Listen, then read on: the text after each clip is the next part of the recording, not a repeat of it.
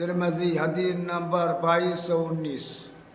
حضرت صوبان رضی اللہ تعالیٰ عنہ فرماتا ہے کہ اللہ کے رسول صلی اللہ علیہ وسلم نے فرمایا، قال رسول اللہ صلی اللہ علیہ وسلم لا تقوم الساعۃ، اللہ کے رسول صلی اللہ علیہ وسلم فرمایا کہ اس وقت تک قیامت نہیں آئے گی حتیٰ تلحق قبائل من امتی بالمشرکین، تاکہ میری امت کا ایک قبائل جو ہے مشرکوں سے نہیں ملے گا، میل جول نہیں کرے گا۔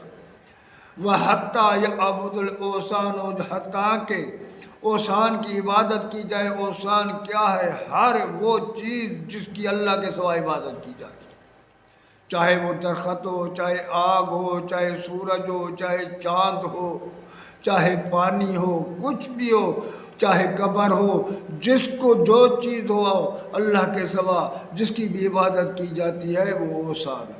جیسے کہ حضرت عدوی بن حاتم طائی رضی اللہ تعالیٰ عنہ اللہ کے رسول صلی اللہ علیہ وسلم کے پاس آیا تو اللہ کے رسول صلی اللہ علیہ وسلم نے اس کو دیکھا تو اس کے گلے میں سلیب تھا، لٹکا ہوا تھا۔ اللہ کے رسول نے فرمایا اس اوثان کو دور کرو۔ تو ہر اس چیز کو کہا جاتا ہے جو اللہ کے سوا جو بھی چیز ہے اس کو اوثان کہا جاتا ہے۔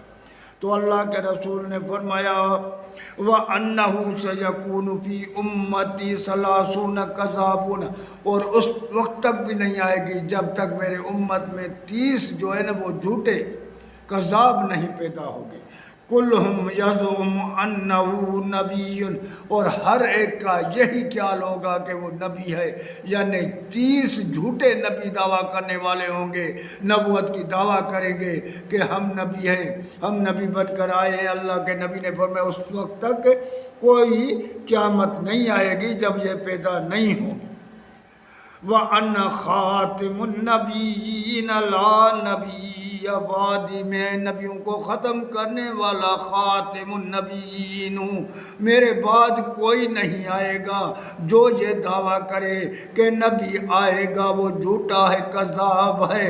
جو نبوت کی دعویٰ کرے وہ بھی جھوٹا ہے، دجال ہے، کذاب ہے۔ یہ اللہ کے رسول کا آخری فیصلہ ہے کہ میرے بعد کوئی نبی نہیں آئے گا، اور اللہ نے بھی قرآن میں یہی کہہ دیا کہ میرا نبی نبیوں کو ختم کرنے والا آخری نبی ہے، اور اللہ کے رسول نے بھی کہا اب جو بھی جو دعویٰ کرے وہ جھوٹا اور کذاب ہے۔